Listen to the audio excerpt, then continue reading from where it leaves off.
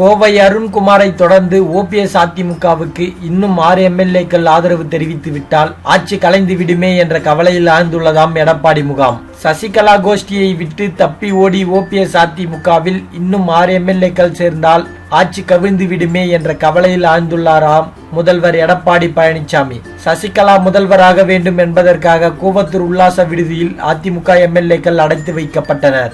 ஆனால் சசிகலாவின் நினைப்பில் மண்ணை அள்ளி போட்டது உச்சநீதிமன்ற தீர்ப்பு. சசிகலா சிறைக்கு போக நேர்ந்ததால் எடப்பாடி பழனிசாமி முதல்வராக்கப்பட்டார். கூவத்தூரில் சிறை வைக்கப்பட்ட 122 எம்எல்ஏக்களை அப்படியே சட்டசபைக்குள் ஆஜர்படுத்தி எடப்பாடி பெரும்பான்மையை நிரூபித்து விட்டதாக அறிவிக்கப்பட்டது. இந்த வாக்கெடுப்பில் கலந்து கொள்ளாமல் கோவை வடக்கு தொகுதி எம்எல்ஏ அருண்குமார் புறக்கணித்தார். தற்போது திடீரென ஓபிஎஸ் அதிமுகவுடன் அருண்குமார் கைகோர்த்து விட்டார். இதனால் ஓபிஎஸ் அதிமுகவில் எம்எல்ஏக்கள் எண்ணிக்கை 12ஆக அதிகரித்துள்ளது.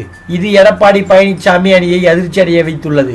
இன்னும் 6 எம்எல்ஏக்கள் தங்கள் முகாமில் இருந்து தப்பி ஓடிவிட்டால் ஆட்சி கவிழ்ந்து விடும் என்ற பீதியில் உள்ளது எடப்பாடி அணி.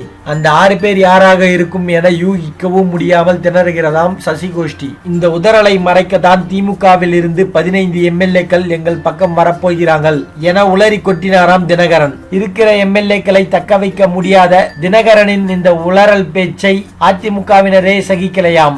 மேலும் இது போன்ற செய்திகளை உடனுக்குடன் தெரிந்து கொள்ள எங்களுடைய சேனலை சப்ஸ்கிரைப் பண்ணுங்க. இந்த செய்தி பத்தின உங்களுடைய கருத்துக்களை மறக்காம கமெண்ட் பண்ணுங்க.